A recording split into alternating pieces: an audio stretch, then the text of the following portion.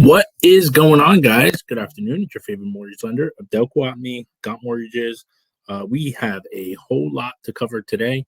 We're going to go over what I call our Wednesday scenarios, really going deep into all the different avenues of scenarios, closings, some unique things that we've learned throughout the entire transaction that we encountered last month, and take it from there. Make sure you guys tune in. We're constantly seeing so many different scenarios. I don't care how many deals we close every single week. We're constantly seeing some different tips, some different avenues. We do these once every single month, recapping our prior. We had a phenomenal month in November. December is shaping up to be probably one of our best months for the year. And we're going to go over all the various different aspects of what clients are going through during the pre-approval stages and what clients are actually getting through when we talk about scenarios. We're going to start with the first. We closed this property. This was in Irvington. It was a two-family home. And man, let me tell you, it started off from the get a little tricky. Client is a union-based employee, makes a decent living, but unfortunately only works 9 months out of the 12 months here. When we ended up getting back the written verification of employment, the client was not working 40 hours. He was working 35 hours. So that threw a wrench in regards to the client's qualification on income. And then we ran into another scenario where the client was essentially not collecting unemployment for 3 months out of the year of when he was not essentially working. So normally when you're a union-based employer, any type of employment that is generally to an extent you go seasonal on employment and stuff, we usually have the ability to be able to qualify the consumer, also counting what they're potentially reaping in the benefits of unemployment. Unfortunately, that was not the case. He was not collecting. He was essentially working cash jobs, so we were not able to count it. This threw a massive wrench into our entire qualification, actually made the deal ineligible to qualify. We had to get a little tactical and actually get his significant other and his son involved in order to qualify. Now, of course, the fun doesn't end there.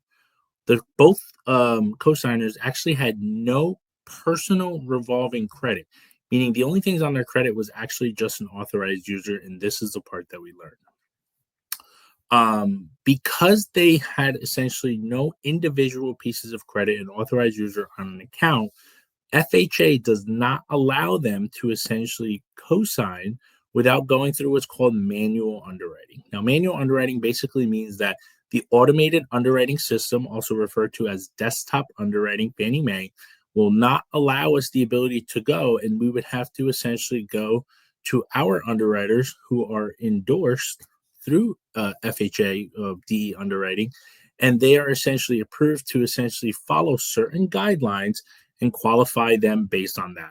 We got the DTI, the debt to income ratios, to be super, super low by adding both of them. But here's the kicker. Because we got the DTIs down, I thought we were in the clear. We were not.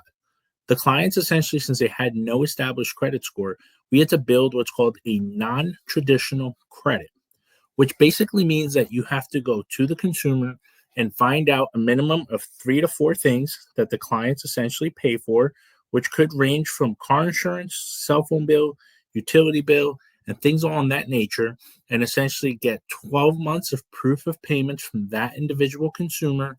We would package it up and send it to the credit bureau. They will essentially do their own algorithm and spit back a credit score, allowing us the ability to do non-traditional credit. Now, in this particular case with this family, the spouse, the husband, was essentially the one that took care of everything, including paying the bills. So we literally could not establish a score.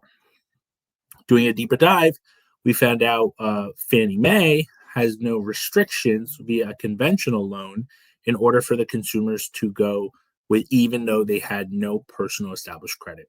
That's what we did. We swapped the loan from FHA to conventional.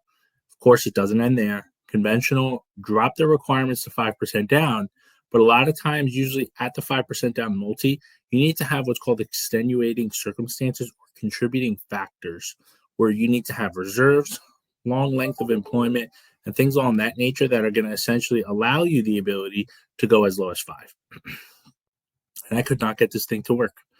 So we ended up actually having the consumer strategize in regards to the funds. He had the necessary funds.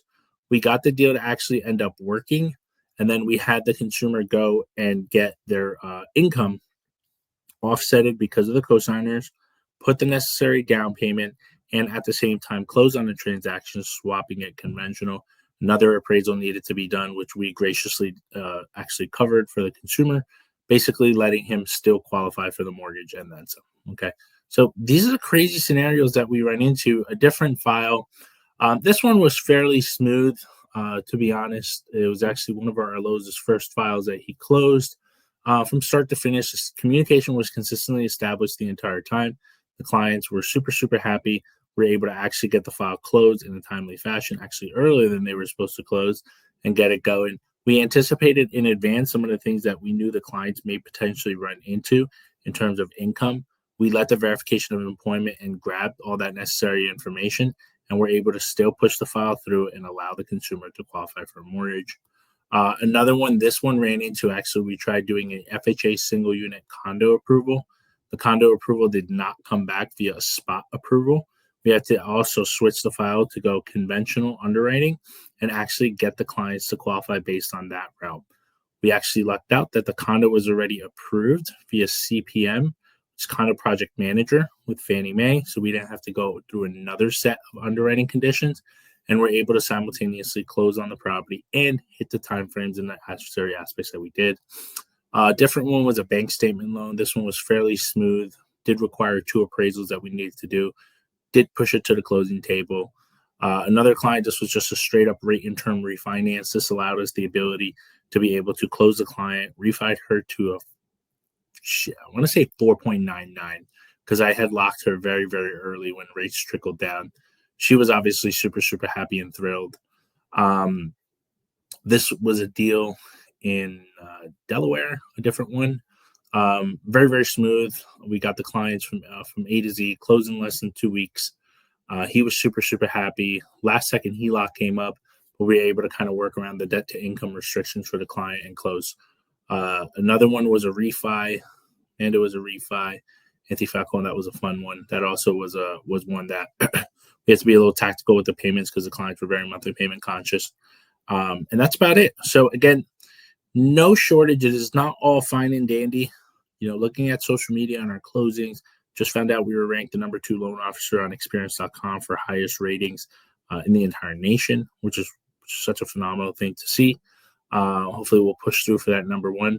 But make sure you guys are, again, vetting the necessary professionals that you're working with, getting a firm understanding that scenarios are going to pop up within every transaction, having an understanding of what it takes to get to the closing table. The lowest interest rate is not necessarily the most important thing in a transaction. You can have the confidence to get your offer accepted and confidence to get to the closing table.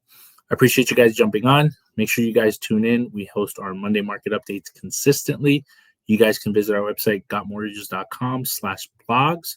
You will see for the last 2 years our consistent Monday market updates that you guys can revert to. I'll talk to you guys soon. Have a blessed day.